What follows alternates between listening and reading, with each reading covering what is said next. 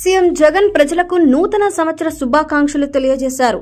రాష్ట్ర ప్రజలతో పాటు ప్రపంచవ్యాప్తంగా ఉన్న తెలుగు వారందరికీ జగన్ నూతన సంవత్సర శుభాకాంక్షలు తెలిపారు. 2024లో ఇంటింట ఆనందాలు, ప్రతి కుటుంబంలో అభివృద్ధి కాంతులు వెళ్లి విరియాలని సీఎం జగన్ కోరుకున్నారు. రాష్ట్రంలో ఉన్న ప్రతి ఒక్క కుటుంబంలో ప్రతి ఒక్కరికి 2024లో దైవ అనుగ్రహం సంపూర్ణంగా లభించాలని కోరుకుంటున్నట్లు చెప్పారు. ఇదే సమయంలో ప్రజలకు CM Jagan new year gift అందించారు. కొత్త సంవత్సరం నాడు ఆయన మరిన్ని సంక్షేమ పథకాలను ప్రకటించారు. కొత్త సంవత్సరంలో పథకాల అమలు విషయంలో జగన్ కొన్ని కీలక నిర్ణయాలు తీసుకున్నారు. పెన్షన్, కొత్త రేషన్ కార్డులు, వైఎస్ఆర్ ఆసరా, వైఎస్ఆర్ చేయూత వంటి పథకాల అమలుకు షెడ్యూల్ ఖరారు చేశారు.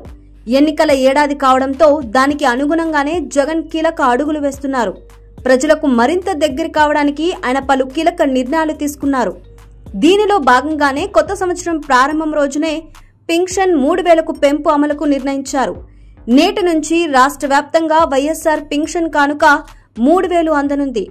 ఇదే సమయంలో కొత్తగా రేషన్ కార్డుల పంపిణీ కార్యక్రమం నేటి నుంచి ప్రారంభం కానుంది. రాష్ట్రంలో అర్హత ఉన్న వారికి కొత్తగా రేషన్ కార్డులు మంజూరయ్యాయి. ఈ నెల నుంచి వీరికి కొత్త రేషన్ కార్డులు అందుబాటులోకి రానున్నాయి. వైఎస్ఆర్ ఆసరా, వైఎస్ఆర్ చేయూత పథకాలు పంపిణీకి కూడా రంగం సిద్ధమవుతుంది. వైఎస్ఆర్ ఆసరా పథకాన్ని జనవరి 23 నుంచి 31వ తారీఖు వరకు ఆసరా పథకం అమలు చేయాలని నిర్ణయించగా, ఇక వైఎస్ఆర్ చేయూత పథకాన్ని ఫిబ్రవరి నెలలో ఇవ్వాలని నిర్ణయించారు.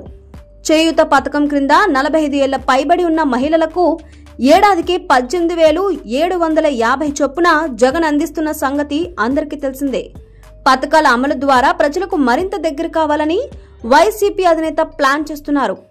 ఎన్నికల ఏడాది తొలి 2 నెలల్లోనే సంక్షేమ పథకాల అమలు ద్వారా ప్రజల్లోకి బలంగా వెళ్లాలని సీఎం జగన్ నిర్ణయించారు.